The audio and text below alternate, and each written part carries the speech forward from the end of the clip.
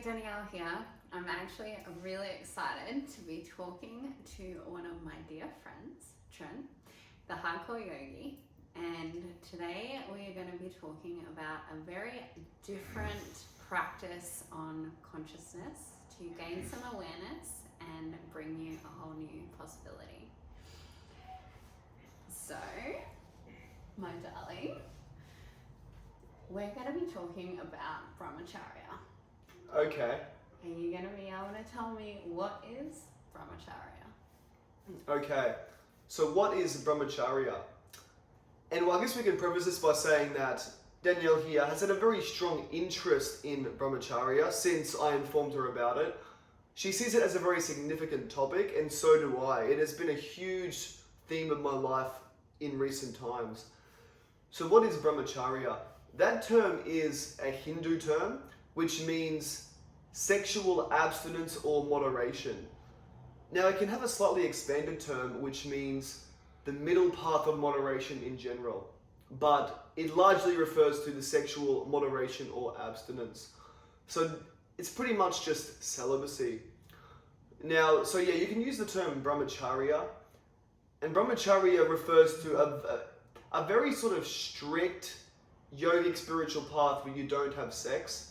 But then there are other variations of this practice where you aim to retain the seed and still have sex at times. And this gets into sexual kung fu, which is from the Taoist tradition in China. So there is the Brahmacharya, the Indian tradition, where you pretty much wear a chastity belt. There is sexual kung fu from the Taoist tradition, where you take off the chastity belt and you retain the seed.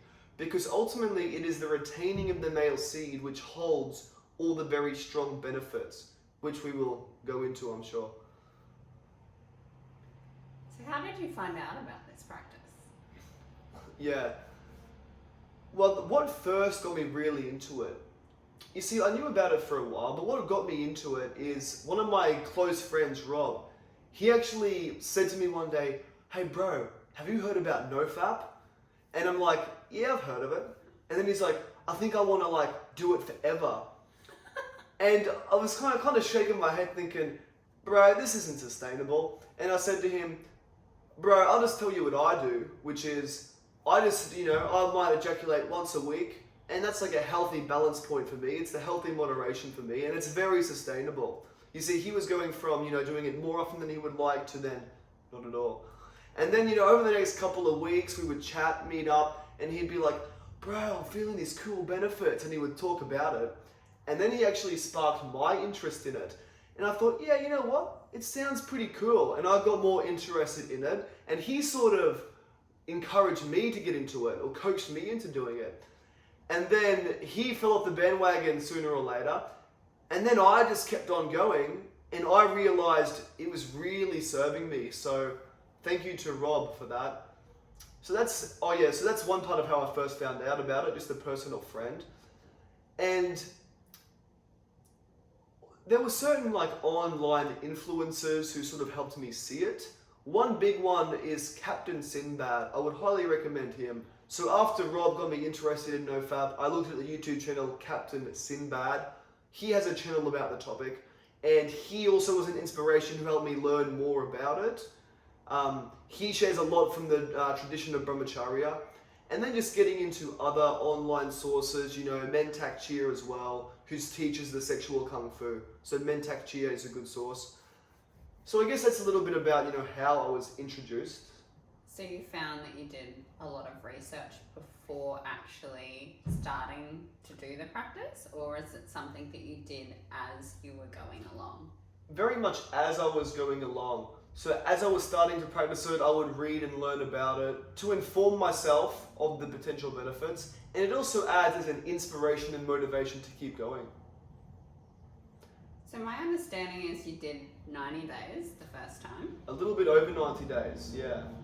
What was that experience like, going from not practicing like that and having sexual relations to then what were your biggest challenges and benefits? Yeah, that's a good question. There certainly were challenges and benefits.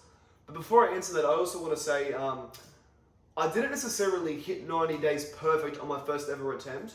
I would always do once a week for a long time, which is a moderation. Then I went like 2 weeks and relapsed.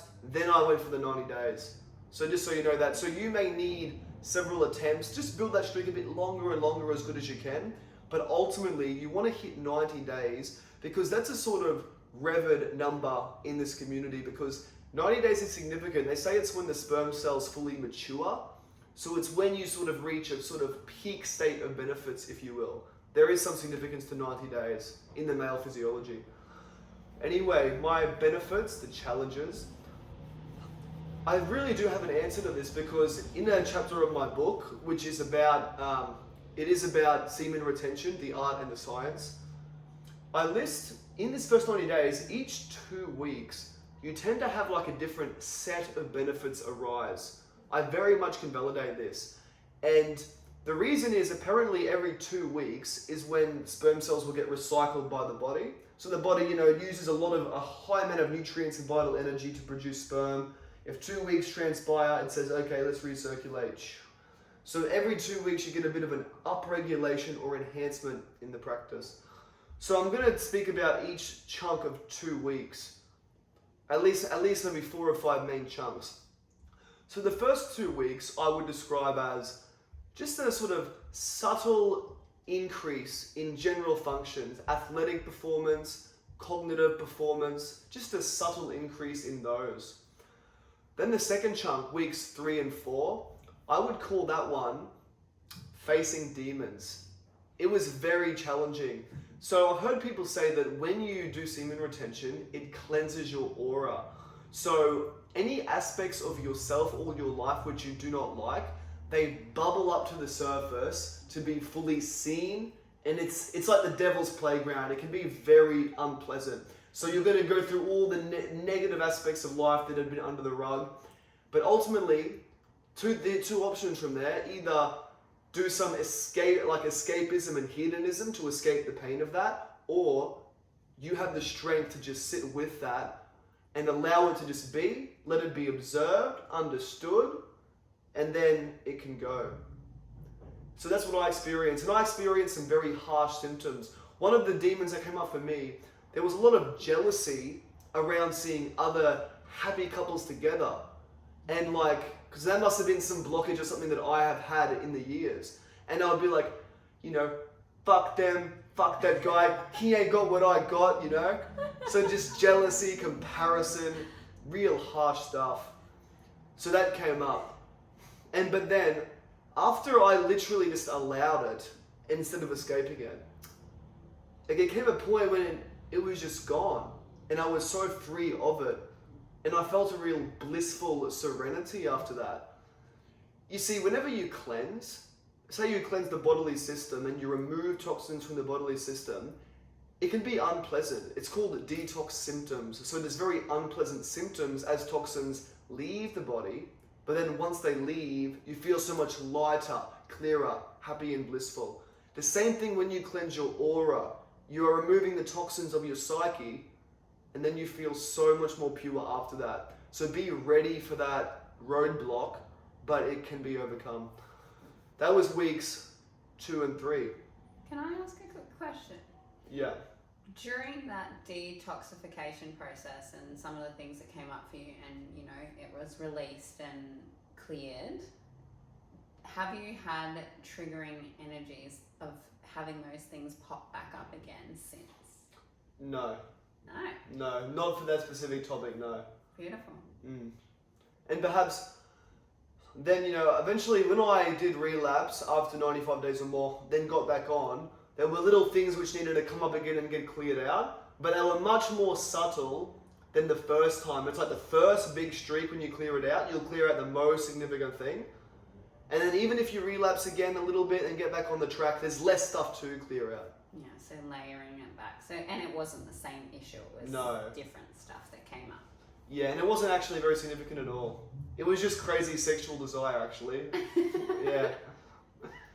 Alright, weeks. Oh yeah, so that was weeks 3 and 4, cleansing the aura or dealing with the demons.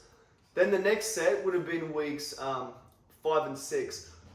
A few terms that I would use to describe this set would be monk mode, or living like a monk. So in this phase, I became very rhythmic and consistent with all my daily routines. I already had that to a pretty solid extent, but almost just by the clock, I was so rhythmically just doing the things that are perfectly good for me in that moment.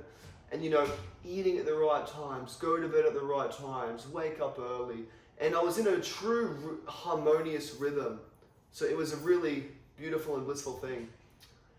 And then another aspect, which was also in that chunk, I would call cleaning the closet of your life, which is like, I would start to address the sort of admin parts of my life that I had been neglecting, that were imperfect, and I would just sort them out. They say when you are doing retention and you get into that heightened state, you sort of, it's like you, how would I describe it? You have much more awareness of all the things in your life that are not perfect, and then you just can't help but fix them. So that's a symptom or a positive effect of that. So that is weeks 5 and 6. Then weeks, you have a question? Yeah, I do. Do you feel that the increase in awareness of the things that maybe weren't in alignment with what the direction, and you were more in touch with your body and your what was right for you at what times, and so you really started to recognize what worked for you and practiced it? But was that because you weren't in distraction, like you were forced inwards to sort of be there rather than putting your attention outwards? I see what you mean. Yeah, perhaps you're speaking to like, when you're on Brahmacharya, you might be less inclined to do distractions and escapism, so you're more inclined to actually perceive what needs to get done and then do it. That is a big part. It does remove distractions. Because when you remove one distraction from your life, such as excess ejaculation, you tend to remove the other distractions as well. That's a big part of it. So yeah, and just more clarity of mind in general, and also more drive in general, helps you to sort out what needs to be sorted out. So I guess I'll go into the final chunk of 2 weeks that was significant. After this, we'll speak about the benefits, the teachings of why this is beneficial, both scientifically and then esoterically. But then my last set of benefits, which is my favorite one, I call this period psychedelic increase. So yeah, I've been a person who has enjoyed psychedelics on and off in my life. I do it a lot less now. I'm not overly interested in doing it so much anymore, apart from rare occasion. But there was times in my life when I would say microdose. I would do microdoses. And when I was on the Brahmacharya, even fully sober, I then realized I was really getting some effects that resembled microdosing. And I don't mean partially resembled it, but strikingly resembled it. Like absolutely strikingly. So the effects that I would describe from there is like just an increase of vital energy flowing through my body, especially when I would meditate and then breathe up through the center line, just really feeling the elevation of chi. It was very profound to me. So the real heightened vital energy. The other aspect, which is like a psychedelic increase, was visually. So I would literally have closed eye visuals at times. Now that effect is not as prominent, but there was certainly a little phase where I was having some closed eye visual colors. And in fact, I do still have colors, but yeah, it was like, it was very striking to the patterns you may see. But then even open eyes, and this still continues to this day, it's not like I am hallucinating non-stop, but rather certain aspects of the environment might strike me and stand out, and I get drawn into them, and I just take in the essence of it. So it just makes you more visually attuned to your environment in certain ways. I've heard some people say that they think this effect of visual acuity actually relates to dopamine, because when you release the seed and have sex, it can spike your dopamine so much, and then it gets depleted and dumped out. But when you don't have that release of that, then more dopamine essentially gets to build up in your baseline state. Dopamine is a neurochemical responsible for many things like memory, focus, motivation, even movement. And some people think it does have an effect on our visual acuity. So That could be a part of it, the visual acuity aspect. And then in terms of psychedelic increase, yeah, the vital energy, the visual aspect, and also just mood. Just a really like happy mood, like present, happy, laughing a lot. Just a feeling of it's all good, you know? So that's what I would describe as psychedelic increase. Okay, so that pretty much sums up the benefits I had. Oh no, one more thing now. After I finished that 90 days or more, relapsed, went back to that for a little bit, came back, and now I'm about 2 months in. A lot of those benefits kind of come back all at once, quicker. After like 2 or 3 weeks, they're all back there, as opposed to a progressive. And that's my benefits so far. Would you say that through going through the practice, it has helped you to see that you're one with consciousness? Fascinating. I was always very spiritual, into metaphysics. It certainly does enhance those meditative states. I would agree to that, yeah. Yeah, because hearing you talk made me see that like the psychedelic kind of effects is how you've sort of merged with the oneness a lot more. I would agree. Interesting. I would agree. I do merge with the oneness a lot more, but it's like I don't even think about it, which is the counterintuitive part of it. I don't even notice it. It just happens. Yeah. Beautiful. Oh yeah, one more benefit real quick. Memory gets enhanced a lot, both medium term to short term memory, just the retention of facts and whatnot. Memory gets enhanced. Many people report that. Alright, well this is a little bit off topic, but I'm going to ask you now. If there's such a great increase with memory, is that something that can work for, say, somebody who has a little bit less memory but is a female? Well, I would say if you're a male and you do it, your memory will enhance. I'm not sure how you're going to be able to do the practice. I don't know. What are you even talking about? I don't know. Is there a practice for women to do it? You mean to, in terms of like retaining and sexual energy? I can speak to this a little bit. Now, there's actually a few different perspectives on this. You know, how can women implement this? I have known some really high-level women, some real goddesses, and they've actually done their own streaks of celibacy. Now, and they report some great benefit, but I believe it manifests differently in a woman to a man. It flowers differently. But there was this one woman, I read a long post of hers, and basically one thing that I heard is that as a woman, when a woman engages with the wrong kind of man, or just not the perfect ideal man, it can sort of leave a slight energetic ickiness or yuckiness, and it's just not the most ideal. And even if you shower, it doesn't fully cleanse that. Now, I'm not sure how much that is relatable. I've certainly experienced when I've been with a woman who is not the most wholesome for me. I do feel a little bit sick afterwards, almost like, because you do exchange a lot of, enzymes, vitamins and minerals. Many things get exchanged in all the bodily fluids. So generally you want to be with someone as healthy as you. So one aspect is, if you practice celibacy more often, as a man or woman, then you are less likely to engage in unideal partners who may have unideal energetic effects. And then you get to be more in the purity of your own energy, creating your energy with your practices and routines. So you have a more purity of your own being. And then that can increase the standards for when you meet someone actually on the level with you, when it's huge like win-win and synergy, then that's really good. So I believe, as a man or woman, but speaking as a man, it's either best to be fully on your own and just creating from your center, still have the great friendship circles, intimacy and friends and all that. But if celibacy just helps you cultivate yourself. And then when you find another where it's got a huge synergy, then that is great. So that's one thing about how it can benefit women. I feel there was going to be one other aspect to it. Yeah, just when you take time to yourself, you ultimately can learn more about yourself.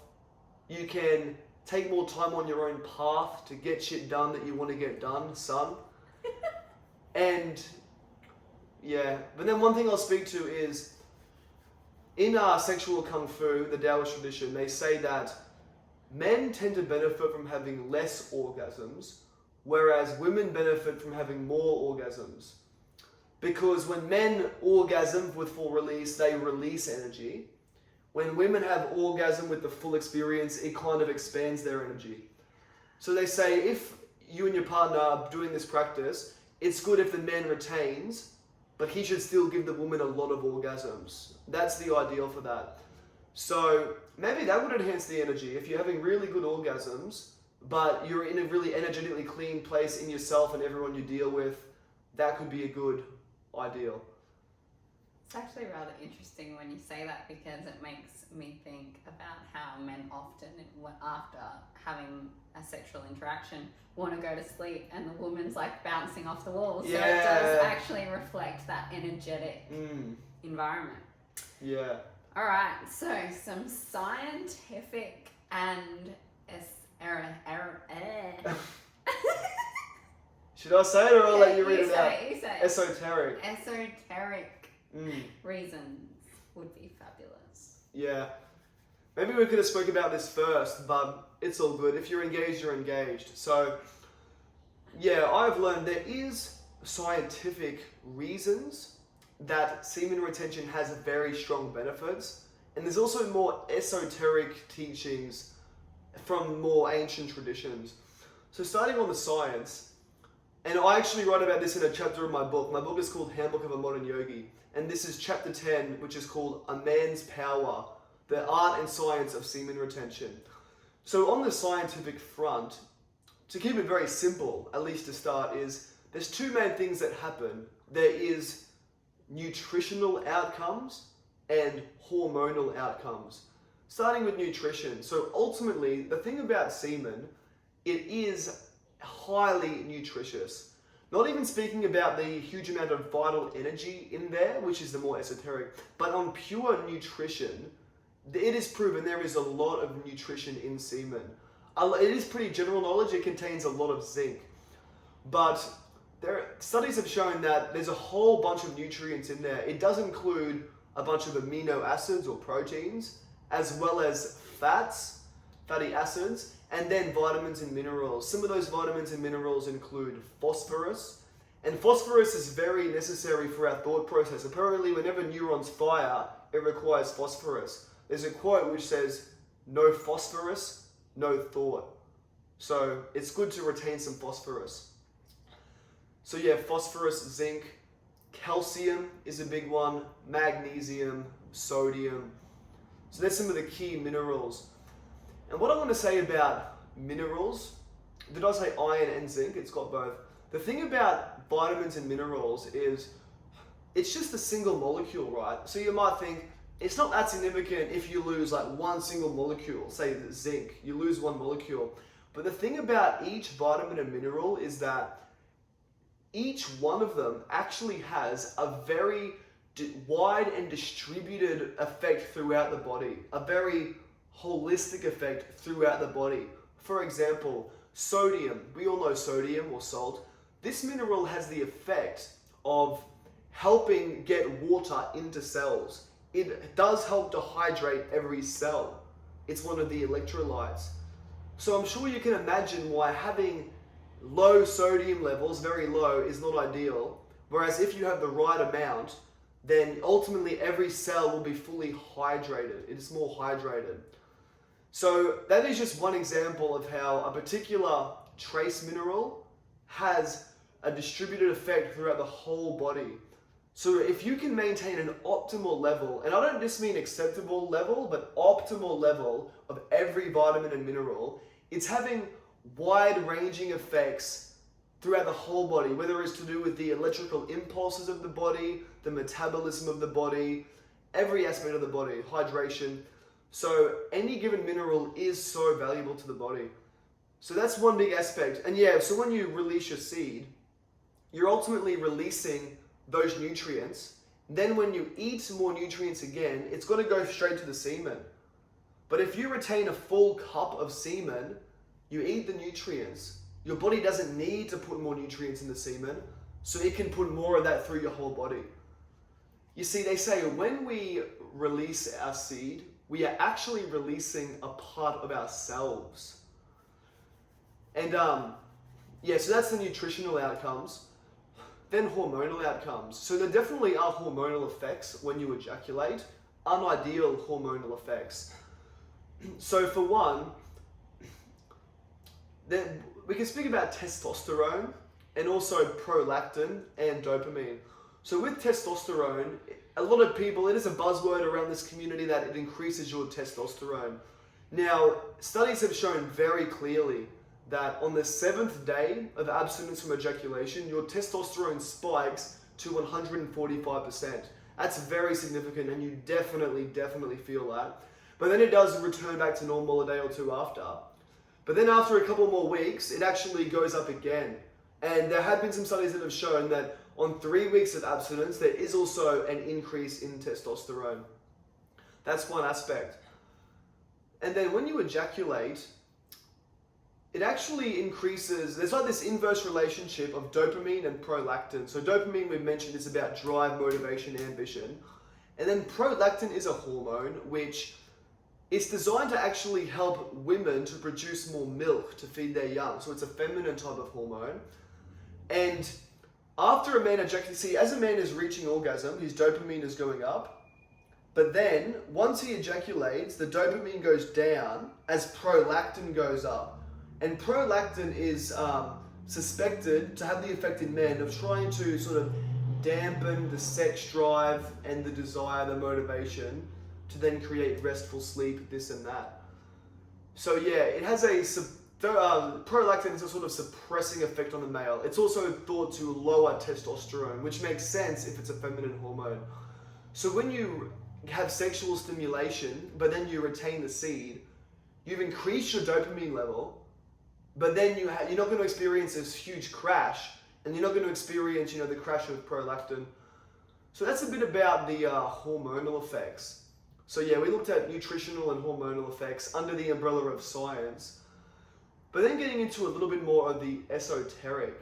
You look happy about that? Yeah. So the esoteric.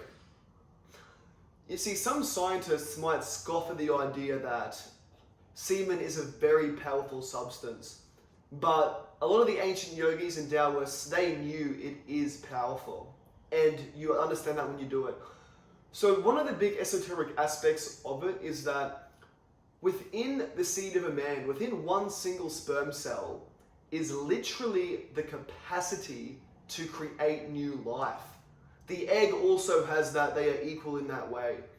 Although a woman must shed her egg once a month, whereas a man can retain that seed of creation indefinitely. So the semen or the sperm cell literally contains the cosmic seed of creation. And then when you retain this within you, you see, when a man, he has the power of the cosmic seed of creation, and there's two things he can do.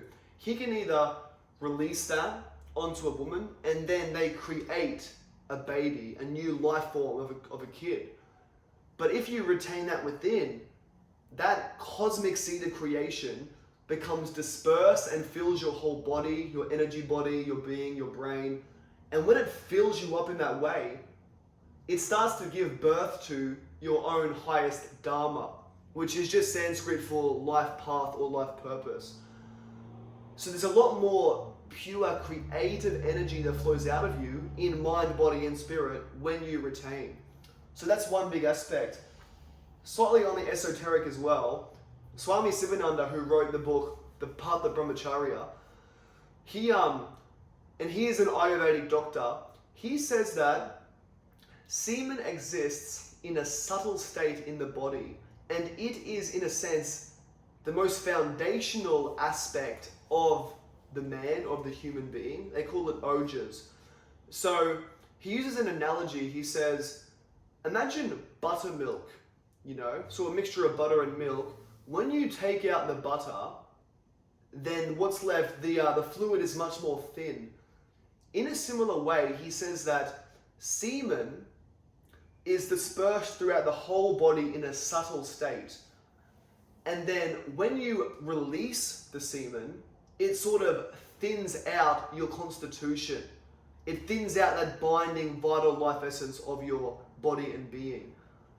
So yes, and also related to that, think about it this way, on the importance of semen. It's like, semen is the first part of you that is created.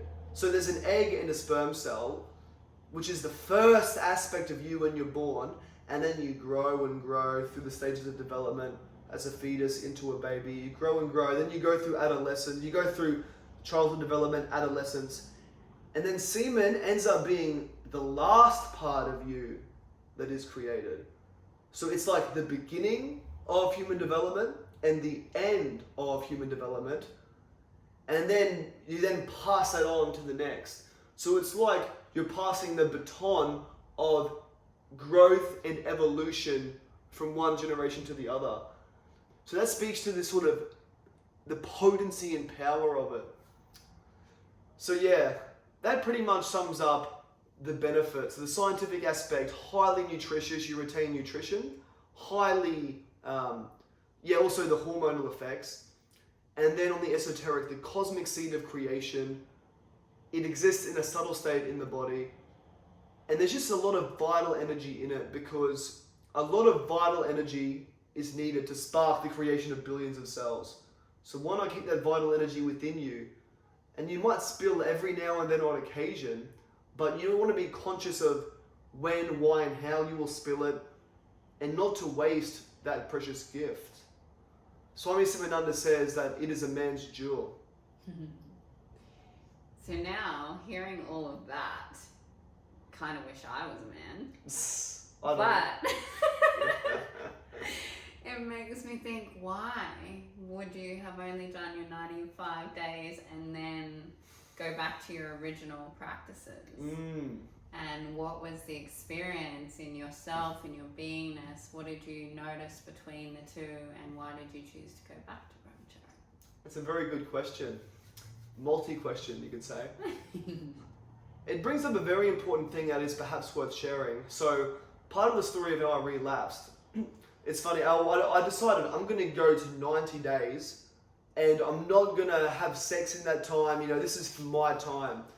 And after like 60 days, I sort of missed meeting girls, being intimate in that way, but I thought, no, I'll stick with it, and I stuck with it. And then I was actually ready to, after 90 days, it's like, I am ready to now meet girls again and connect in that way. I'm ready for that. But then COVID actually hit and derailed a lot of that, because socializing, social settings all diminished. The local psytrance parties were cancelled. And there was this little phrase that summed it up pretty well, which is one of my friends, she's like a life coach chick, she posted this picture that said, "Stop searching for your soulmate. Start searching for your soul, mate." And then I wrote on her comment, it said, I did 90 days of absolute celibacy, absolute continence and retention. I found my soul, mate. Then I was ready to find my soulmate. Then COVID came along and said, that ain't gonna roll, mate. I lost a few yoga gigs too. Lucky I'm on the dole, eh? That's a tangent. So yeah, like, went the 90 days. Then I wasn't able to meet the chicks anymore. Like, 90 days, I've been building all this shit. I'm ready to meet chicks. COVID rolls up. What the fuck, COVID? What the actual fuck? Should I blame COVID? I won't speak about COVID much. We'll get censored, eh? Yeah, but anyway, what ended up happening with my first relapse, I ended up deciding to smoke some herb once again, which I had done on and off over the years. These days I'm much more offered than honoured. But nonetheless, so the whole time of retention, I'd been offered for that 90 days, fully sober as well, that 90 days. And then I thought, yeah, I'm going to have some of that shit. So I had some, and then just so much sexual desire, sexual creativity, vision, horniness, all that. And then that's what ultimately ended up leading to the release. And then, not long after that, I actually learned that Swami Sivananda, the sage who writes about this, he gives advice on how to retain, or things that help with retention. And he says, avoid bad habits like drugs and alcohol, because these stimulate the central nervous system and rouse the sexual desire. It's totally true. I found whatever drug you do, whether it's even a psychedelic, tobacco, marijuana, alcohol, they can all stimulate the sexual desire more. So that's part of what led to that. My frustration with not getting to meet people when I was ready to, then taking in a foreign substance. So then for the next month, I was hitting some of that shit. I was doing some of this shit. And then I did meet a girl and did that for a little bit. That was pretty cool. Then that finished up. But how I would compare the two, well, the data could be a little bit tainted by the influence of marijuana because that would have affected the state as well. But ultimately, there definitely is a difference in the states. I find that when you're on that path of real purity, so sober, retaining, it's like you're doing all the little things that little bit more right. You have the discipline to just really want to go to bed at the right time, to really want to eat that right food at the right time, to really want to do the productive routine at that right time. So there's just like that extra, it's like there is an extra discipline, but you have the desire to do that. And then there certainly just is that extra energy and drive. Also an extra emotional resilience. I find when you're on the imperfect path, you sort of get more emotionally swayed, pushed and pulled by things that come up. But on the path of Brahmacharya, I find it gives an ultimate emotional resilience. Things might still trigger you, and in fact one side effect is more aggressive anger. I had that side effect for a couple of weeks in there.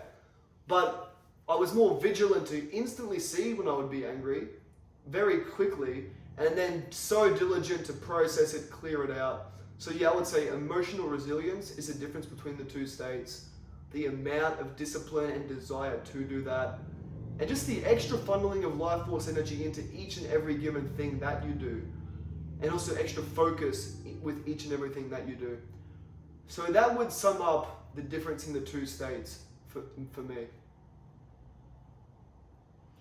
So you've covered a lot of my questions already, but I guess the one that hasn't completely been talked about is the sexual kung fu and how you can have a partner and still practice, and a little bit more information on how that works. Oh yeah. I believe one of the questions you wrote down was, what about Brahmacharya and a sexual partnership? Like, can you do that? What's the go? Yeah. Are you allowed to have sex Are on you Brahmacharya? allowed to have sex? Well, short answer is no. You're not allowed to have sex. So what you need to do, if you find someone you love, you actually have to sit cross-legged and do chanting instead. But it's really good, isn't it? No. So basically, yes, there's two main paths that can lead to retention. And I mentioned this at the start. One is the path of Brahmacharya, which is like a pure celibacy. The Hindus see that as the direct staircase to God. But then the other one is the Taoist, the Chinese one, which is they do believe that sexual union is very natural and healthy between a man and a woman, and that you can create a circulation of energy, especially if the man retains. There's an extra energy that gets circulated, channeled up, and then you can create such states of energetic healing, health, vibrancy, the releasing of so many things, as heart opening, as well as the highest transcendent states. People do often experience very transcendent unitary states during the sexual act. So the Taoists believe that a path to God is found in the sexual act if various things are in alignment with that. But then you can also have the path to God with pure celibacy. Anything else is not the purest direct thing to God, like masturbating to yourself is not. Sex with the wrong people is not. Ultimately, it's either the best sex or the purest celibacy. That's the path to God.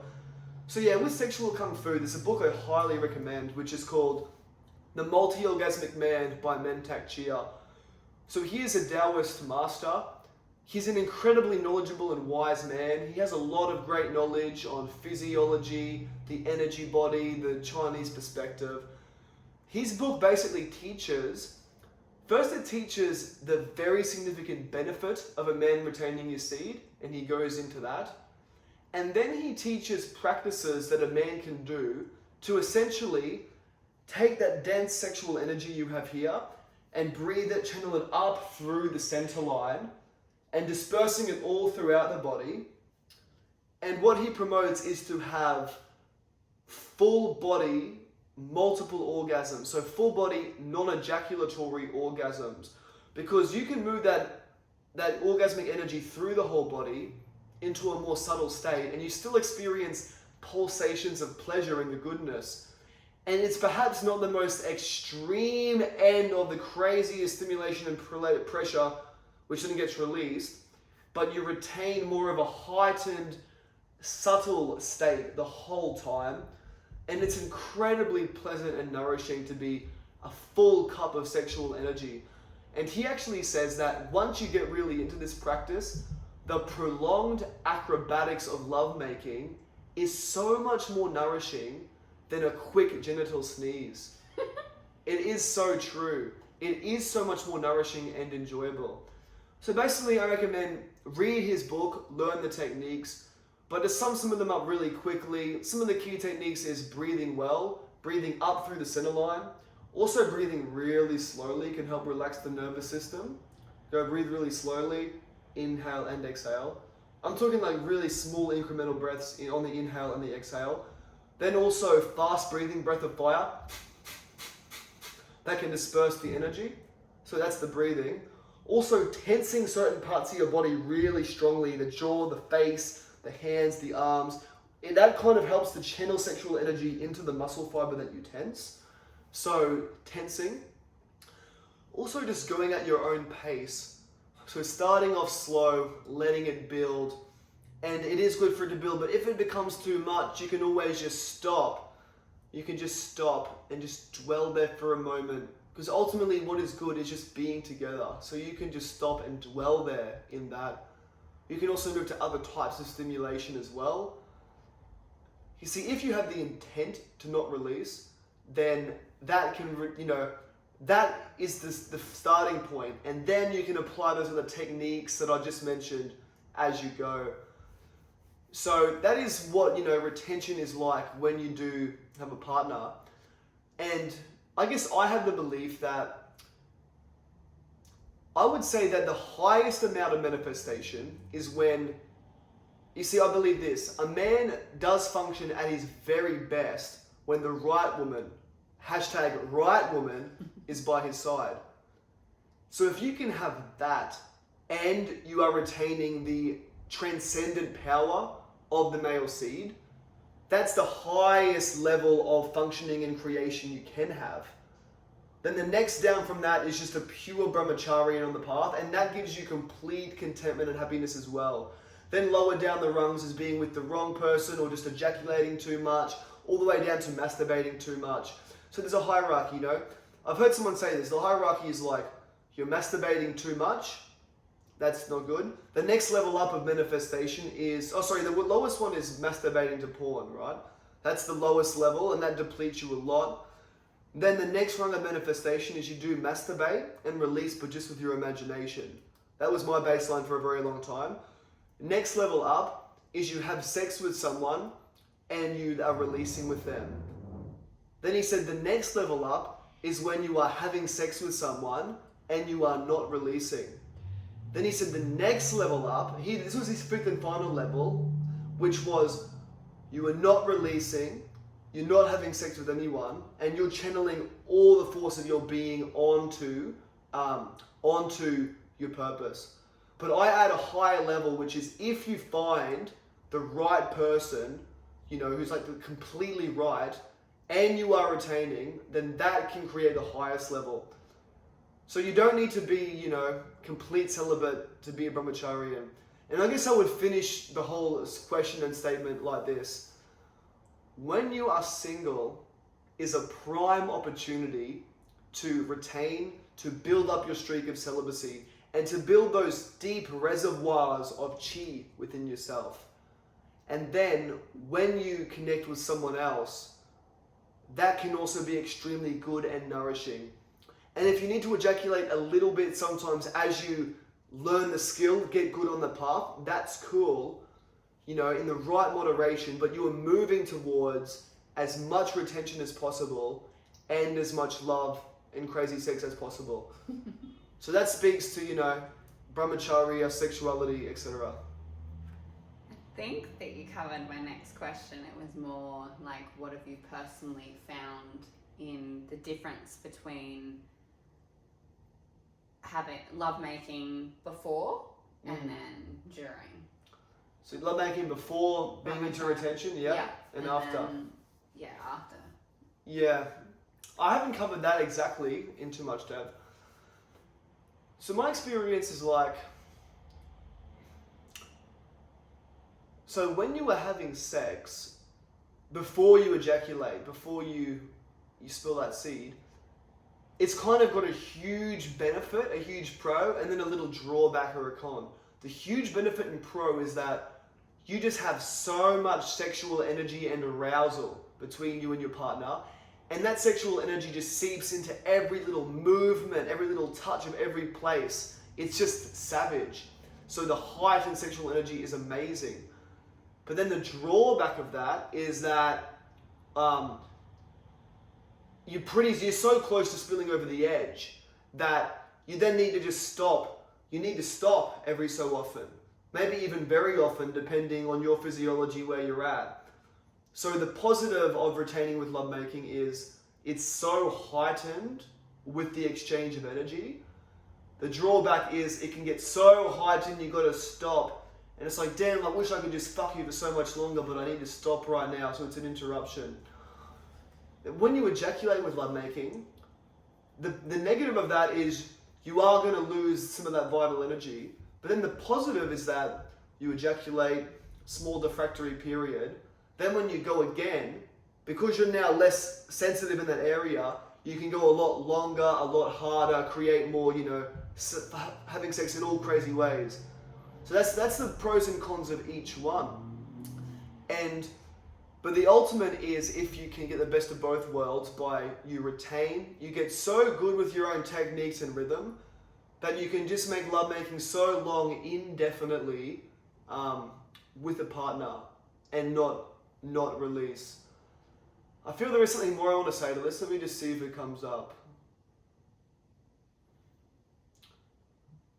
I would also say that there certainly is a lot more connection when you retain. Because instead of releasing that energy, being tired and less sensitive, you remain so hypersensitive, so awake, so attuned to your partner, that even if you need to stop having sex for a little bit, there's still that really heightened resonance. And just being in the presence is so nourishing anyway. So that's a big difference in the lovemaking before and after. And Mentak Chia said something like, some people think that the best sex is about just letting go, and a man should just let go. But he said, but so much can be lost with this. Rather, it is about actually having the self-control to retain that pure gift. And then when you do that, it's creating the foundation for so much more sharing and bonding, so much goodness. One more thing I will say is that you mentioned to me actually that David Data said releasing can be good at times because when the man's sexual desire is extinguished, there's more connection of love between him and the woman. I don't really agree to that. I believe that the energy gets transmuted up through every chakra to the heart and beyond. And I also believe that when you retain, it maintains the sexual pole more. You literally have more masculine energy when you retain, both on the physical level with the strength, the sharpness, but also on the mental level, being less emotionally reactive, just more calm, cool, collected, more rational. All those sort of traditional masculine traits, they are more vibrant in you. So retaining that, you bring that extra polarity to the interaction. So yeah, that speaks to some of the benefits that I see with the lovemaking, with retention. And it does have the drawback of, as you learn, you might have to stop and start more, but it's ultimately worth learning and trying to build that skill. So yeah. Well, I've only really got one final question. I'm pretty sure I have an idea of what you're going to say. Okay then. But long term, do you think you will continue the path to Brahmacharya? The answer is yes. It's just been so extremely beneficial. And even in the Taoist tradition, they recommend that pretty much the older you get, the less you should ejaculate. They have like a sort of these figures for the optimal amount of the optimal ejaculation frequency for each age bracket. So when you're in your early 20s, you could ejaculate like, once every few days, late 20s, once a week, into your 30s or 40s, once a fortnight. Then as you get older, 40, 50, it becomes, like once a month, once 6 weeks, 8 weeks. Then once you get to 60 years old, they recommend do not ejaculate because it is your vital essence. And there's actually a strong correlation, I believe, with amount of ejaculation and longevity. If you're really interested in longevity, then retain the seed. So the trajectory, I believe, should always be less and less ejaculation over time. I've started this journey very young. I am young right now as I do it. I do believe also, when you do it when you're younger, it is simultaneously more challenging and more rewarding and beneficial. So long story short, yes, I want to continue. If I never ejaculate a day again in my life, I'd be a very happy man. Easier said than done, but yeah. Thank you so much for sharing all of that. I found it absolutely fascinating, although we've had lengthy discussions already. Not as lengthy as this, perhaps. No, definitely not. I'm going to link Trent's details, references to his book, so you can watch out for that when it's published. You can check out his group, the Hardcore Yogi, and some of the other references to reading lists that you can add on there. And thank you so much for joining us on this topic of conversation. Thank you guys. Namaste.